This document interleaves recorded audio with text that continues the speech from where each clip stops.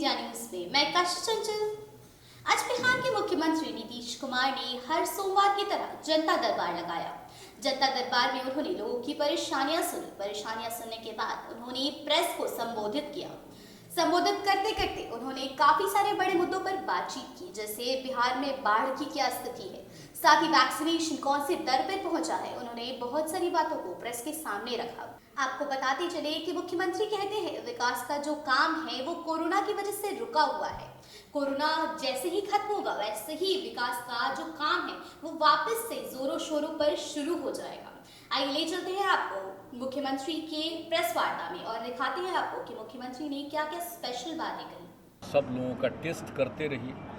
कहीं से भी कोई आ रहा है, जा रहे हैं, घूम रहे हैं, तो कई प्रकार से या फिर जो आप देख रहे हैं कि ऐसी स्थिति में जो फ्लड आया, तो वैसी स्थिति में जिनको भी सुविधा दी जाती है सब जगह करवा रहे हैं हम लोग। न सिर्फ जांच करवाते हैं बल्कि उसका टीकाकरण करवाते हैं। तो ये सब काम तो किया जा रहा है और इस काम में केंद्र सरकार का भी कितना ज़्यादा इन्वेस्टमेंट है और राज्य सरकार का भी कितना इन्वेस्टमेंट है। तो सब लोग लग करके आप देख रहे हैं ना कि एक साल में ही पिछली बार ही जो हुआ था, तो किस तरह से हम लोग इसके लिए काम कर रहे हैं। आप समझ लीजिए कि कैसा हुआ, मतलब आप समझ लीजिए कितना तरह से 10,000 करोड़ रुपया से ज़्यादा हम लोगों ने, राज्य सरकार ने खर्च किया और अभी भी हम लोग कर रहे हैं। और जब किसी का डेथ होता है तो कहाँ इतना मिला। हम लोग 4 लाख रुपया शुरू से ही दे रहे हैं जिनका भी डेथ हुआ उस परिवार को।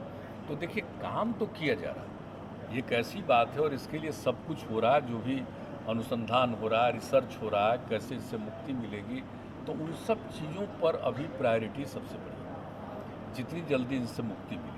अब उसमें तो कुछ दाम बढ़ेगा, किसी चीज़ का कुछ होगा, तो क्या कीजिएगा, ऐसी स्थिति तो है। तो अभी ये मान लेना कि सब कुछ अभी ठीक हो गया है, ऐसा सोच करके नहीं चलना चाहिए। हम लोग को तो लगता है कि जो सबसे बड़ी बात है इससे छुटकारा मिल जाए, मुक्ति मिल जाए। वो तो आती है जब कहीं भी फ्लड होता है, इस तरह की स्थिति होती है, तो राज्य सरकार की तरफ से जाता है कि देख लीजिए, ताकि केंद्र सरकार आती है और उनको लगता है कि कुछ मदद करे तो मदद करती है। तो बार बार किया जा रहा है, हम लोग तो अपनी तरफ से कर ही रहे हैं, लेकिन अब वो आ करके देखेंगे और देख करके उनको लगेगा कि हाँ इसमें मदद करनी चाहिए तो मदद करेंगे। ये हर साल रिक्वेस्ट किया जाता है कि आकर के देख लीजिए और कितना ज़्यादा इलाका प्रभावित है। पहले ही से कहा जा रहा है, अभी तो लेट से आए, पहले ही से कहा जा रहा है कि आकर के देख लीजिए। लेकिन अभी तो और जो स्थिति है तो आप जानते हैं कि अभी उतना ज़्यादा खराब स्थिति अभी नहीं आई। लेकिन और साल तो आप जानते ही हैं कि यही सितंबर में ही ज़्यादा सबसे ज़्यादा होता था। तो अब देखिए आगे क्या होता है।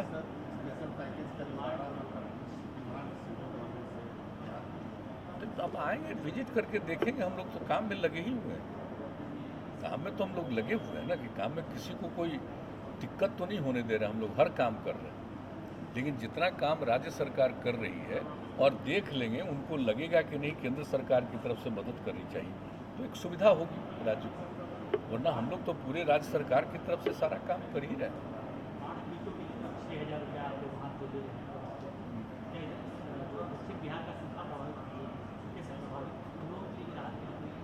नहीं, अभी सूखे की स्थिति नहीं है, अभी सूखे की स्थिति की रिपोर्ट नहीं आई है।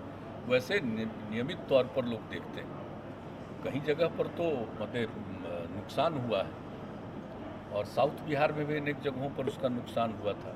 तो उन सब जगहों पर भी तो जो लाभ देना चाहिए उसके लिए डायरेक्शन दिया हुआ है। लेकिन अगर कहीं सूखा की स्थिति आएगी तो उस पर भी नज़र रखी जा रही है। तो जो सूखा से पीड़ित होंगे उनको भी सहायता हम लोग देंगे, इसमें कोई शक नहीं। लेकिन अभी ऐसी कोई सूचना नहीं आई। अब आप पूछ रहे हैं तो हम तो निश्चित रूप से आज ही हम पूछेंगे, ठीक है।